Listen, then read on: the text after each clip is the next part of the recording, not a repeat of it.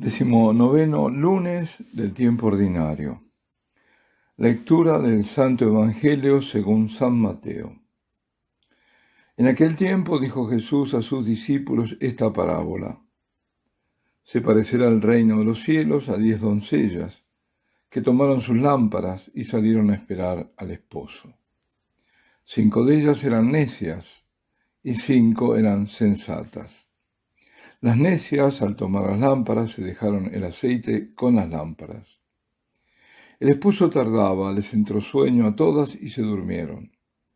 A medianoche se oyó una voz: «Que llega el esposo, salid a recibirlo».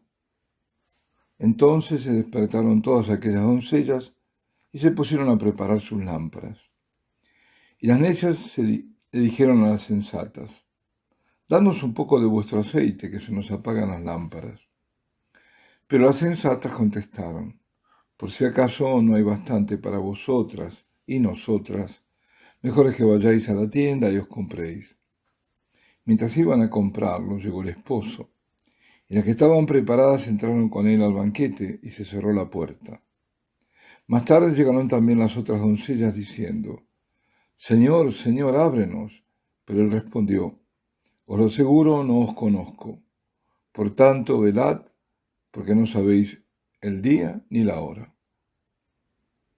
Palabra del Señor.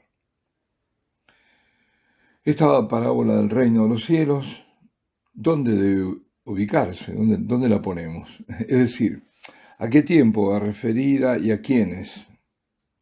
La respuesta es al final de los tiempos, porque enseña a estar preparados, porque el esposo puede llegar en cualquier momento. Y obviamente el esposo es Jesucristo, en su venida gloriosa al final de los tiempos. Cierto que forzándola se le podría dar un sentido restringido, y en ese caso sería no el final de los tiempos, sino el final de la propia vida. Entonces la doncella sería cada uno en particular. La actitud que pueda tomar en su vida de desidia, de descuido, con respecto a la salud de su alma, y que el encuentro con el Señor en la muerte le puede tomar desprevenido, pero si se mira bien, no se sostiene esto, porque no es el Señor que viene en el traspaso, sino el alma que va a presentarse a Él como juez.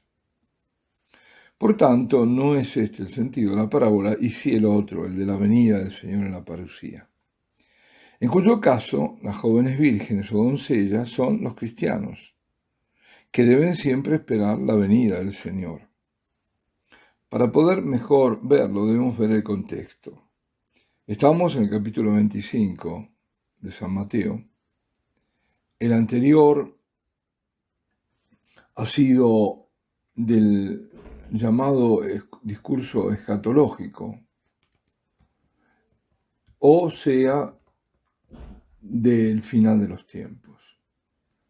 Y advertía a los discípulos, y en rigor a todos nosotros, que no nos dejásemos engañar, entre otras cosas, ¿no? Porque dice, porque muchos serán los engaños, o sea, mucha la confusión.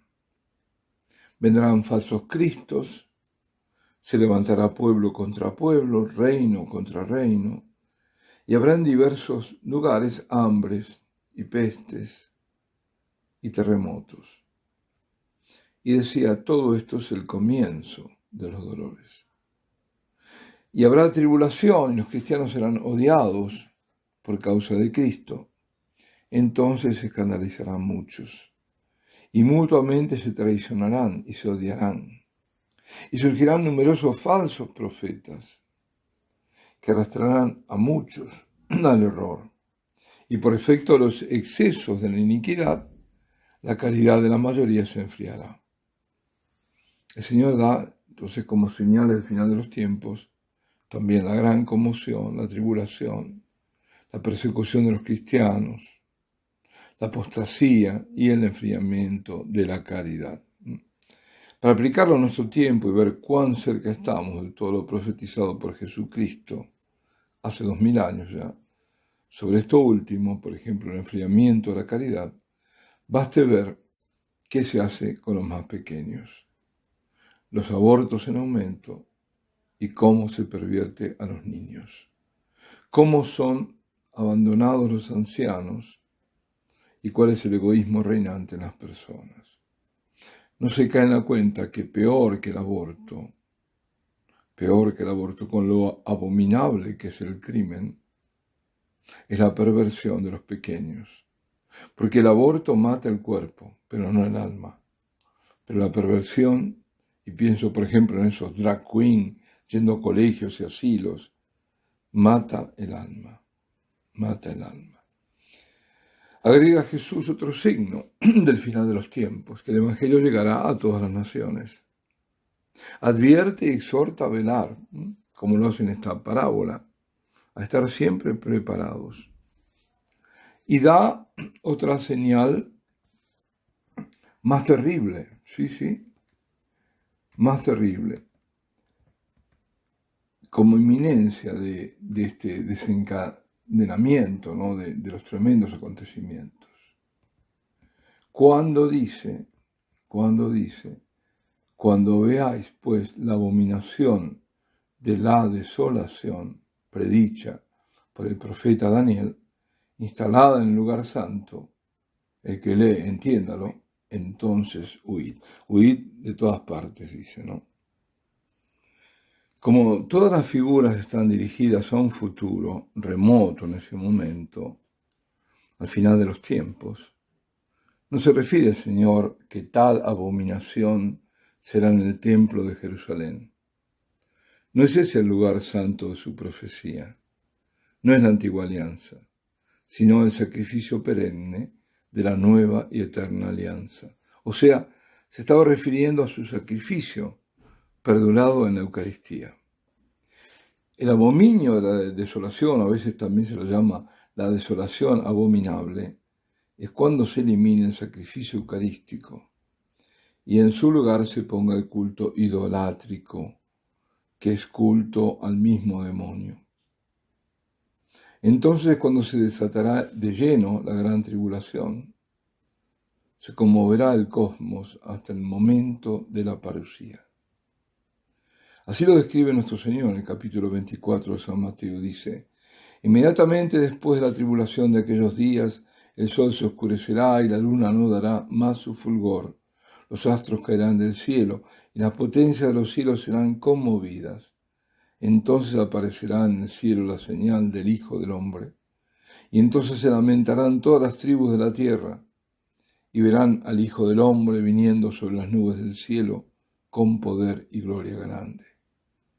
La señal del Hijo del Hombre es la cruz. Así se lo ha entendido. Y mientras para algunos aparece el mismo día la parusía, para otros será muchos días antes. Esa visión justamente la tuvo Santa Faustina Kowalska, una gran cruz en la oscuridad del cielo y por donde estaban los clavos pasaba la luz.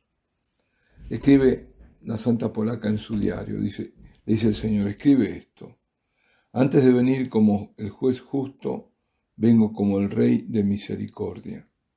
Antes de que llegue el día de la justicia, les será dado a los hombres este signo en el cielo.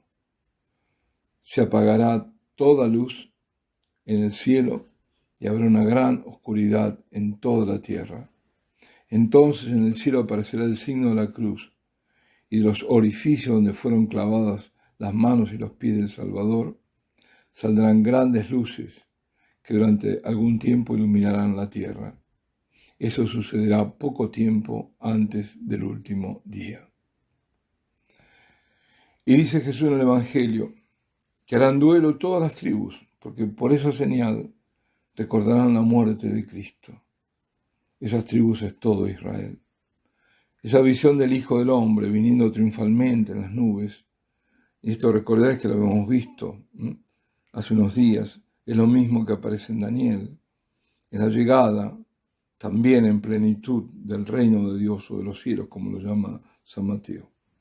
Por tanto, esta parábola de las vírgenes prudentes y las insensatas, o como la llaman de distintas formas, pero siempre los mismos, o necias, quiere enseñarnos la necesidad de estar siempre, siempre alerta. Porque nadie sabe el día ni la hora de la venida del Señor. La iglesia debe estar alerta. A la iglesia va dirigido esto. Y la parábola se nutre de las costumbres judías de su tiempo, porque las vírgenes solían estar con la novia y junto con ella esperaban la venida del esposo, acompañado de sus amigos. La espera es el período que precede a la segunda venida de Cristo. Su venida es la parusía gloriosa. El banquete es el de la fiesta, o sea, la felicidad del reino de los cielos. Los fieles que no están preparados a la venida de Cristo serán eliminados de la beatitud, de esa beatitud parusíaca. No estoy hablando de la beatitud del cielo. El momento de la parusía es capital y hay que tener siempre a mano la provisión de aceite. O sea, estar preparados con la oración, la adoración, la penitencia, en estado de gracia, esforzándose en todo en hacer la voluntad de Dios, meditando su palabra. Porque es así, la lámpara sin aceite es la vida sin oración, sin prácticas de piedad, es la fe muerta que solo se declama pero que no se vive. Como les decía el Señor a aquellos falsos religiosos, religiosos solo de apariencia, citando a Isaías, este pueblo me honra con los labios, pero su corazón está lejos de mí.